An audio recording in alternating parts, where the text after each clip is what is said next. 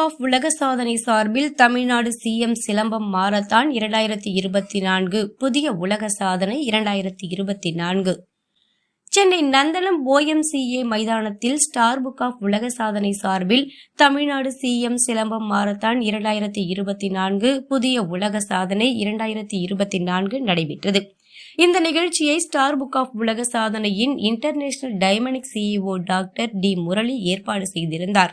இதில் மூத்த ஆசான் மற்றும் 800 மாணவர்களுக்கும் 300 பெற்றோர்களுக்கும் விருதுகள், சான்றிதழ்கள் மற்றும் பொன்னாடைகள், சந்தன மாலை அணிவிக்கப்பட்டது. இந்த நிகழ்ச்சியில் முத்தாய்ப்பாக டாக்டர் டி முரளி கூறுகையில், இங்கு தென்னிந்தியா முழுவதிலும் இருந்து மாணவர்களும் மூத்த ஆசான்களும் மாரத்தானில் கலந்து கொண்டனர்.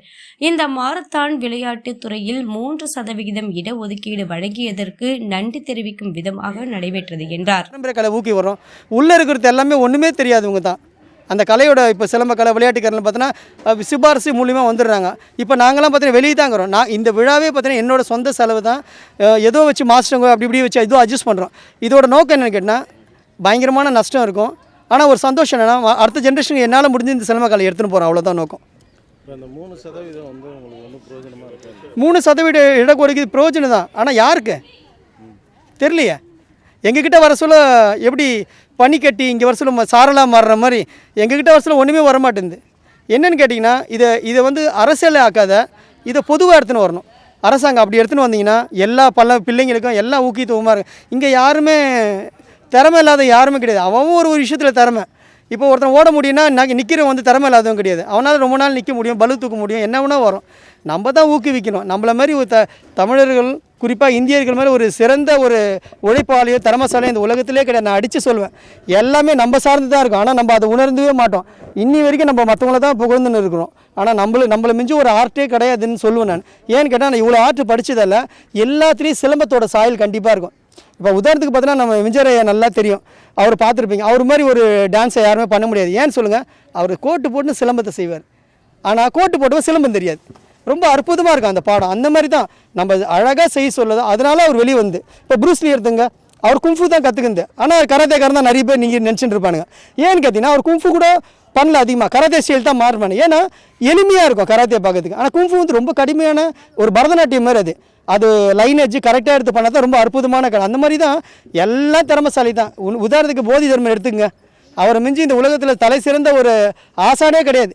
இனி ஷாவ்லின் டெம்பிள்லாம் உருவாந்த உலகத்திலே தலை சிறந்தது சைனாவில் இருக்கிற கும்ஃபு தான். ஆனால் அதை உருவாக்குறது யார்? ஒரு தமிழன் போதி தர்மர் தான். வேறு யாரும் இருக்க முடியாது.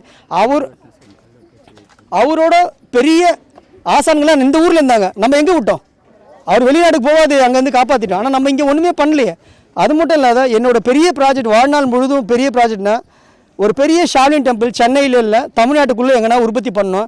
எப்படி இன்றைக்கி கல்வியை வந்து எடுத்துன்னு வராங்களோ அந்த மாதிரி தற்காப்பு கலையை எல்லாருக்கும் எடுத்துன்னு வந்து தரணும்.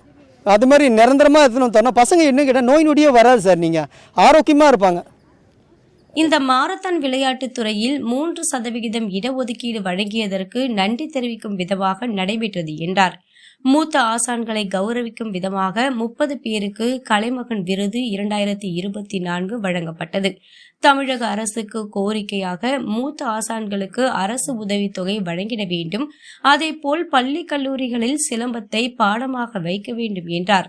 நிகழ்ச்சியில் உடன் தமிழ்நாடு உலக சாதனை மேம்பாட்டுக் கழக மாநில தலைவர் டி ஸ்ரீதர் மற்றும் மாநில பொதுச் செயலாளர் டி மீனா ஆகியோர் உட்பட அமைப்பை சேர்ந்தவர்கள் திரளாக கலந்து கொண்டு நிகழ்ச்சியை சிறப்பான முறையில் நடத்தினர்.